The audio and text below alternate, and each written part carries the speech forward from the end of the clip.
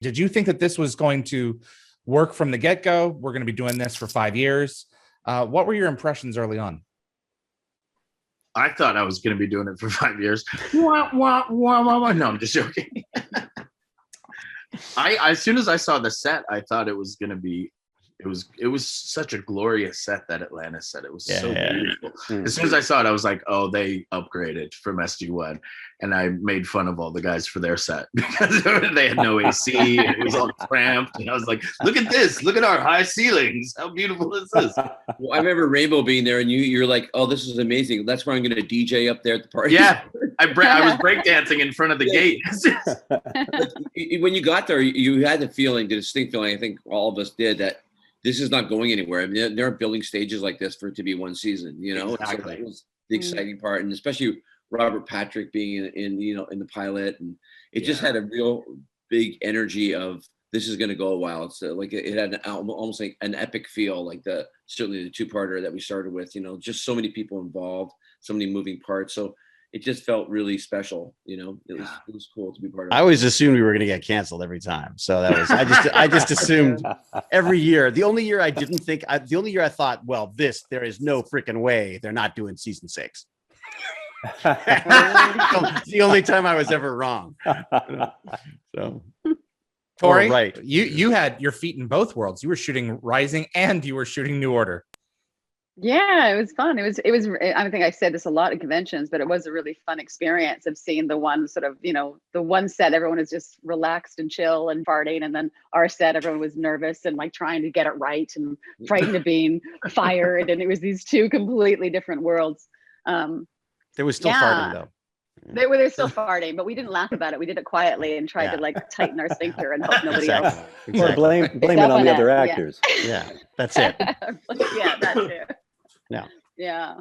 But yeah, for me, I mean, I didn't really know SG-1. I had a snobby thing about sci-fi. I didn't like sci-fi. I didn't watch sci-fi. I didn't think, you know, I didn't recognize at the time that I actually had some movies in the past that I loved that were considered sci-fi. Like I had this very, small-minded approach to science fiction. So for me, I had no idea what it was all about. And I spent that first, filming the pilot of Atlantis and then doing the episode of SG-1 at the same time I was going home and watching episodes of SG-1, just trying to understand this world. And I don't think I really got the world. I don't think I really got the world until about halfway through, and that I didn't really understand. And I think the conventions and the fans made me understand the value of it and made me look at it differently. Because I think I did have a little bit of I studied Shakespeare. What is this? You know, like I didn't really think like this isn't theater. This isn't real. This is a paycheck. And then you start meeting these fans and you do meet people who say it changed their lives. You meet people and you have that relationship with the audience the same way you have with theater. And then that sort of makes it more immediate again. And you start understanding the value. And then I remember having this great conversation with somebody one night. And the conclusion was, if Shakespeare was alive now, he'd be writing sci-fi. He'd be writing something that was populist, that was acceptable, that was going to be able to create a world that you could talk about politics and you could have a fart joke and you can have like, he would be probably writing that format. So that was a really cool learning curve for me. And I had to sort of look at my own prejudices, my own sort of youthful arrogance. What were the films? Oh, sorry. He'd be putting together serial killer documentaries for Netflix. What were the films that were sci-fi that you didn't realize were sci-fi, Tori? Oh my gosh, can I even think of it now? I now have dementia, so it's really hard to recall. I loved you in Storm of the Century. Yeah, is that considered sci-fi? I think that no, but I mean, I just loved you in it. That's Stephen King. I didn't love that movie. I enjoyed doing that. I loved doing that. That was super fun. But that wasn't one of the things I looked at. I'm trying to think of now. What was it? Oh my God, I can't recall anything. Name a few classic sci-fis. I'll go. Well, like 2001 or Blade Runner. Yes. Or...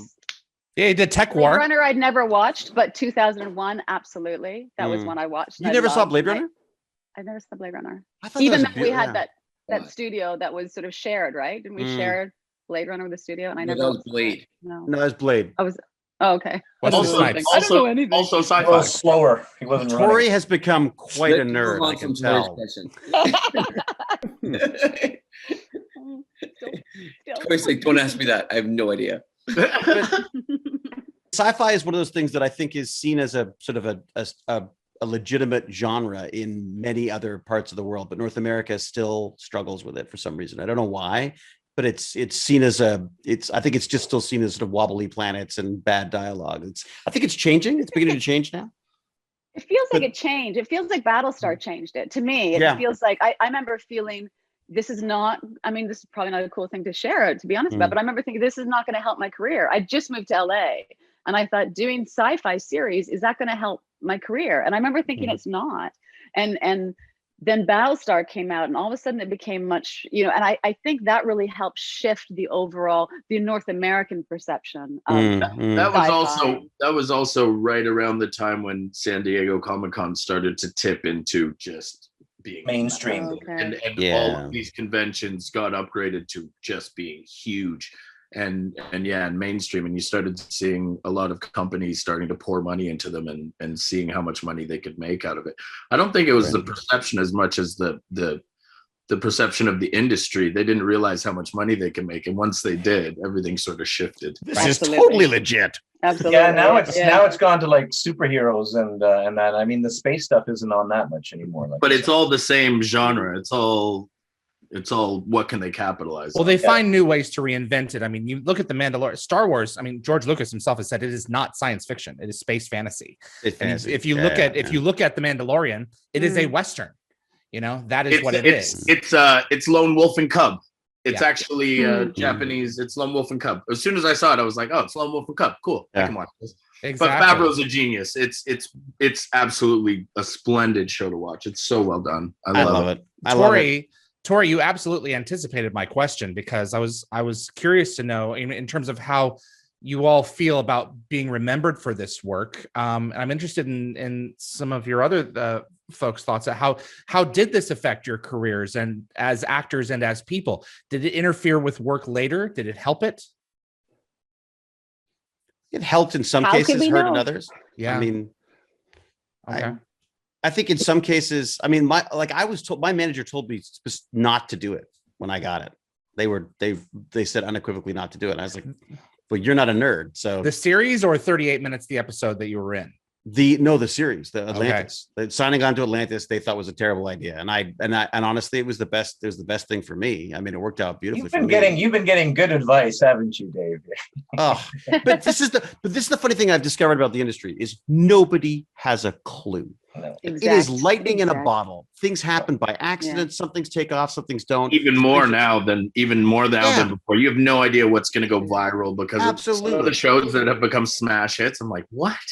And yet it's an industry full of people who will tell you they know what they're talking about. And that's the other thing that I've discovered. I found the actual content of working on it to be an incredible technical education, like the terms of like hitting your mark and the way scenes needed to be done and the way you do 8 pages in a day and how you actually get that done and what actually creativity is when you are on a schedule. So that the sort of technical education as an actor of that was, took that into all the other projects I did since then and still do.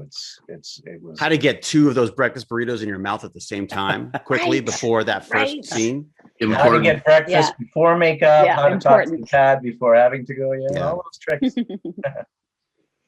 And it was the best studio because the dogs are everywhere. So I just throw that out to the producers. Like, it was crazy. Our hair and makeup trailer had like 8 dogs in it sometimes. Yeah. You guys wouldn't recognize it. Yeah, you guys wouldn't recognize it. I live about like 2 kilometers away from the studio. Everywhere, it's all parking lots and built up garages now where our trailers used to be, and they've put in extra studios. The bridge has completely been transformed because studio space is such a premium here in the city. So they've tripled the capacity of that facility. Hey, everybody. Hey, it's Rachel. Good to see you, beauty. Hi, Rachel. Oh my God, you don't look different at all. Not at all. Okay, stop talking about her, guys. She's here. Paul wants to continue. Oh, hi, Rachel. Oh, hello. It's so great to see your faces. Sorry to jump in.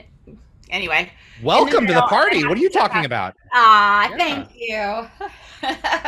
Thank you for watching this clip from Dial the Gate. If you enjoyed the video, please consider giving us a thumbs up with that like button. It will encourage the algorithm to show this to other Stargate fans. Also, please consider sending this to a fellow Stargate friend.